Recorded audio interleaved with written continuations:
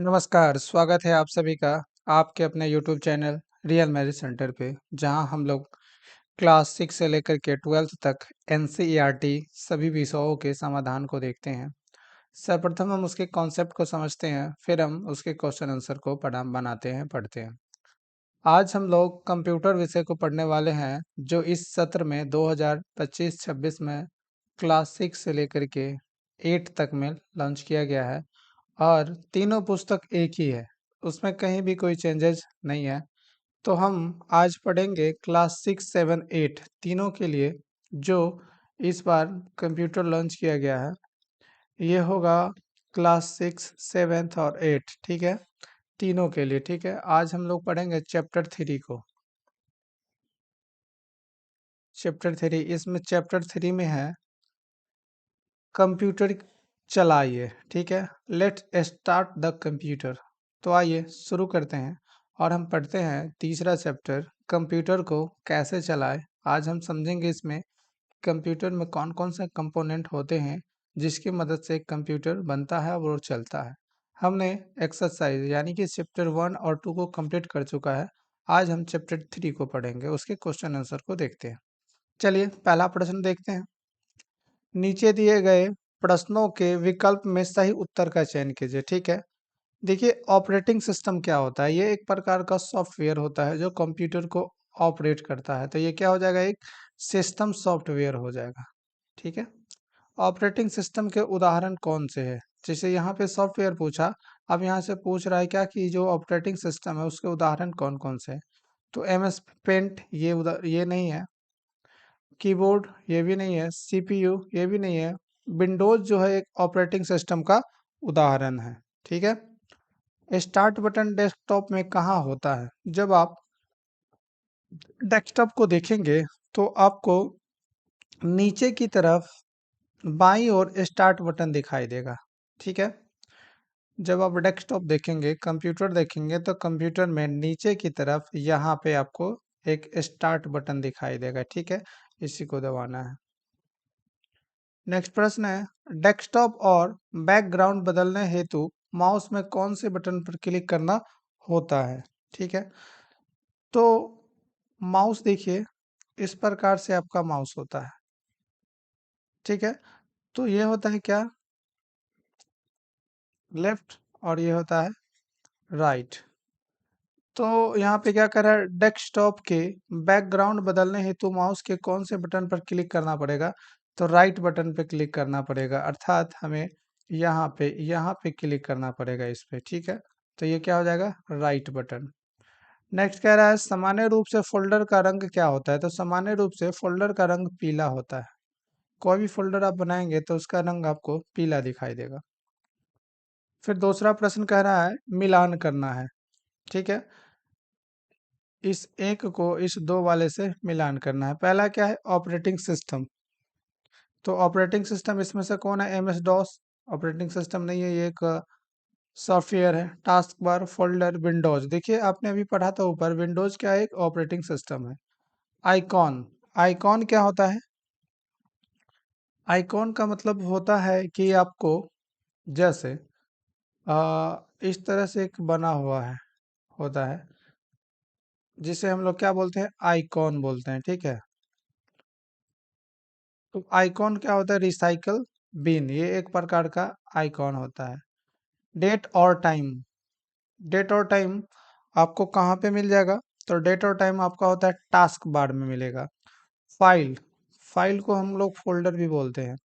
C U I, M S DOS का ये part है, तो ये एम एस डॉस हो जाएगा। ओके, चलिए नेक्स्ट प्रश्न देखते हैं। करेगा के रिक्त स्थानों को उपयुक्त शब्द से भरे। कंप्यूटर के हार्डवेयर और सॉफ्टवेयर को नियंत्रित करता है।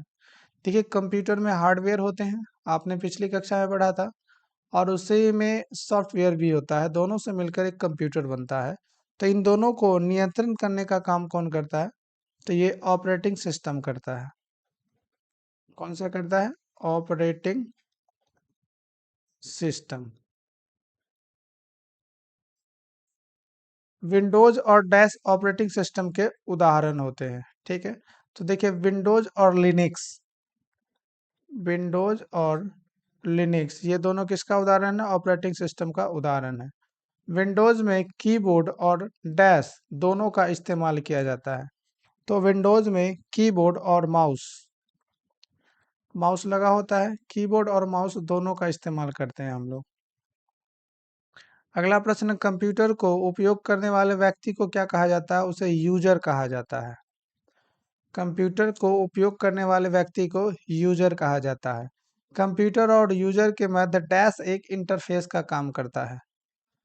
ठीक है, तो मध्य एक कंप्यूटर और यूजर के मध्य इंटरफेस इंटरफेस एक इंटरफेस का काम करता है। ओके, चलिए, तो ये तीसरा प्रश्न भी आपका हो गया। चौथा प्रश्न देखिए, कह रहा है ऑपरेटिंग सिस्टम की परिभाषा उदाहरण के साथ दीजिए। ऑपरेटिंग सिस्टम होता क्या है और कौन कौन से ऑपरेटिंग सिस्टम है, आइए उसके बारे में पढ़ते हैं। कह रहे हैं ऑपरेटिंग सिस्टम एक ऐसा सॉफ्टवेयर होता है जो कंप्यूटर को चलाने और उसके हार्डवेयर और सॉफ्टवेयर को नियंत्रित करने का काम करता है।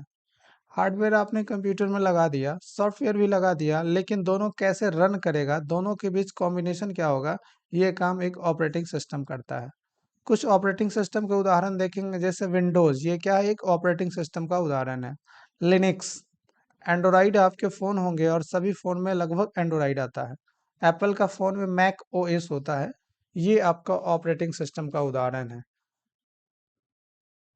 कोई भी डिवाइस है, जब तक उसमें ऑपरेटिंग सिस्टम नहीं होगा तब तक वो चलेगा ही नहीं, चाहे वो मोबाइल हो या फिर लैपटॉप हो या डेस्कटॉप हो। नेक्स्ट प्रश्न है, सी यू आई और जी यू आई में क्या अंतर है? देखिए, सी यू आई इसका फुल फॉर्म होता है character user interface. C U I that's mean character user interface में यूजर की कीबोर्ड द्वारा कमांड टाइप करनी होती है। देखिए, सी यू आई में जो यूजर होंगे, जैसे हम यूजर हैं, तो हमें कमांड कीबोर्ड से टाइप करके देना पड़ेगा। ठीक है, जैसे मोबाइल में सर्च करते हैं ना, 4+5 क्या होगा, महात्मा गांधी का जन्म क्या हुआ, कब हुआ था, तो हम कीबोर्ड में टाइप करते हैं और तब जाके मोबाइल में लिखाता है, फिर वहां से सर्च होता है। जबकि GUI ग्राफिक यूजर इंटरफेस में माउस से आइकॉन पर बटन क्लिक करके कार्य किया जाता है।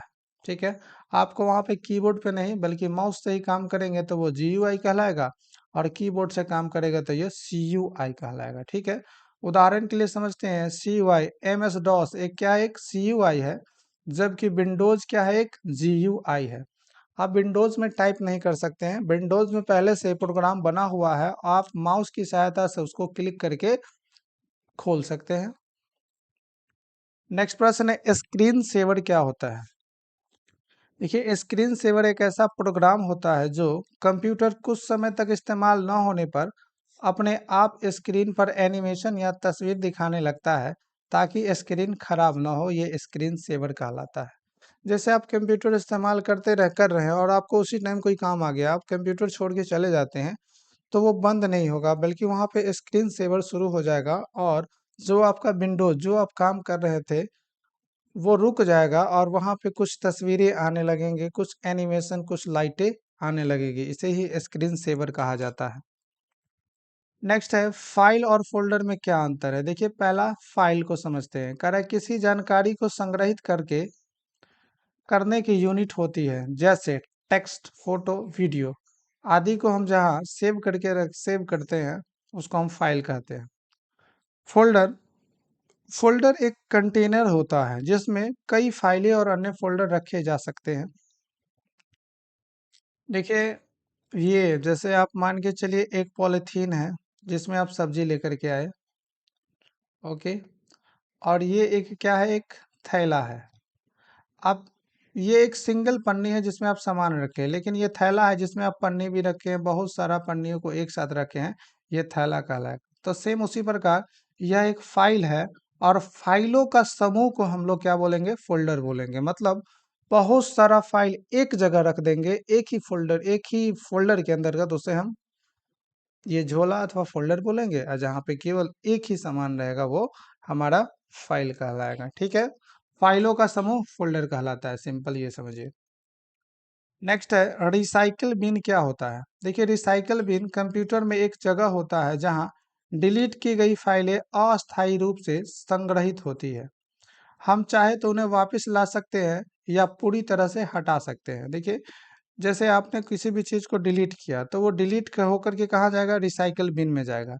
आप जब तक यहाँ से डिलीट नहीं करेंगे तब तक वो कंप्यूटर से डिलीट नहीं होगा।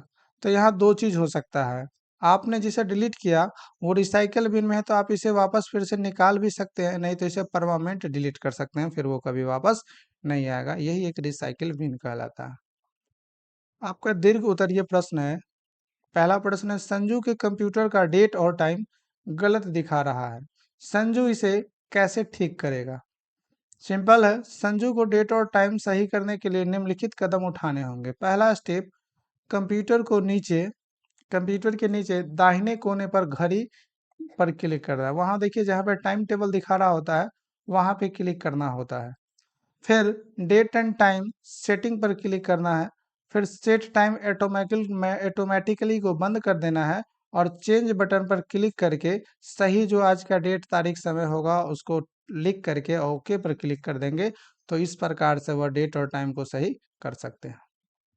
सिंपल, 4 स्टेप है। पहला, आप कंप्यूटर में दाएं कोने पर जाएंगे और जहाँ पे घड़ी होगा, जहाँ पे आपको जैसे यहाँ 4:06 समय दिखा रहा है, तो इस पे आप क्लिक करेंगे, ठीक है।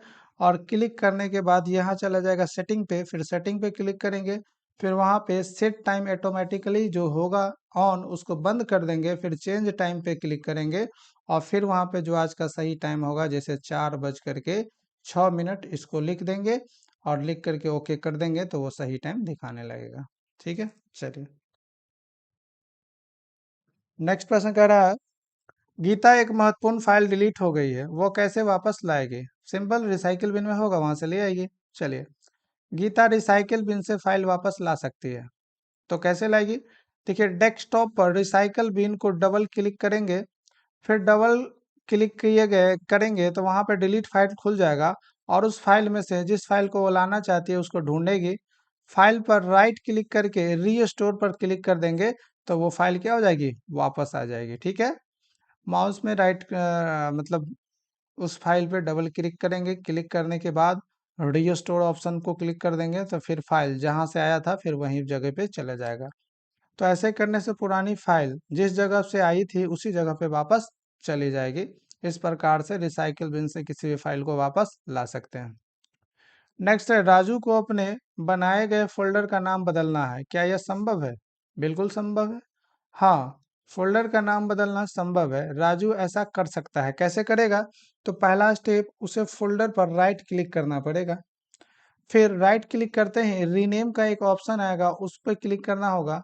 फिर रीनेम में जो उस नाम को लिखना पड़ेगा उस नाम को लिख करके और एंटर बटन कीबोर्ड में दबा देगा तो वो क्या हो जाएगा, नाम चेंज हो जाएगा। इस प्रकार वह फोल्डर का नाम आसानी से बदल सकता है। ओके, चलिए नेक्स्ट प्रश्न है, एक्सेसरीज में कौन कौन से सॉफ्टवेयर आते हैं? देखिए, एक्सेसरीज में छोटे छोटे सहायक सॉफ्टवेयर आते हैं। जितने भी सॉफ्टवेयर छोटे छोटे हैं जो लैपटॉप में इस्तेमाल किए जाते हैं वो सभी एक्सेसरीज में आते हैं। जैसे पहला नोट पैड, जहाँ पे हम लिखने का काम करते हैं। फिर दूसरा पेंट, जहाँ से हम चित्र बनाने का काम करते हैं। फिर कैलकुलेटर, जहाँ पे गणना करते हैं, जोड़ घटाव गुणा भाग। वर्ड पैड, जहाँ साधारण दस्तावेज बनाने के लिए किया जाता है। वर्ड पैड इस प्रकार से होता है और उसमें हम कोई भी चीज़ टाइप करके प्रिंट करा सकते हैं। फिर स्नैपिंग टूल है, जहाँ से स्क्रीनशॉट ले सकते हैं। जैसे इसने टाइप किया, हम इसका स्क्रीनशॉट चाहे तो स्नैपिंग टूल से ले सकते हैं। तो ये सभी क्या है, एक्सेसरीज है जो सॉफ्टवेयर की सहायता करता है। नेक्स्ट है, डेस्कटॉप में किन्हीं 3 घटक के बारे में बताइए कि डेस्कटॉप के कौन कौन से 3 घटक है।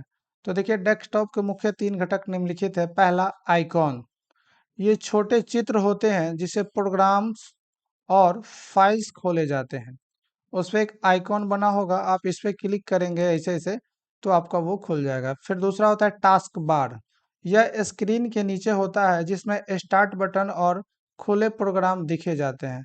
ठीक है, आपको यहाँ पे इस तरह से दिखते रहेगा। ठीक है, इसमें स्टार्ट बटन दिखेगा और जितना भी प्रोग्राम आप शुरू करेंगे वो सब यहाँ पे दिखते रहेगा। ठीक है, तो ये टास्क बार होता है। फिर होता है स्टार्ट मेन्यू, यहाँ से सभी प्रोग्राम और सेटिंग्स तक पहुंचा जा सकता है। ठीक है, स्टार्ट मेन्यू आपको दिखेगा यहाँ पे, इसी में से किसी आइकन में यहाँ पे इस तरह से, और यहाँ पे क्लिक करेंगे तो आप कंप्यूटर के विभिन्न भागों पे जा सकते हैं। यहाँ पे आपको सभी मेन्यू दिखेगा।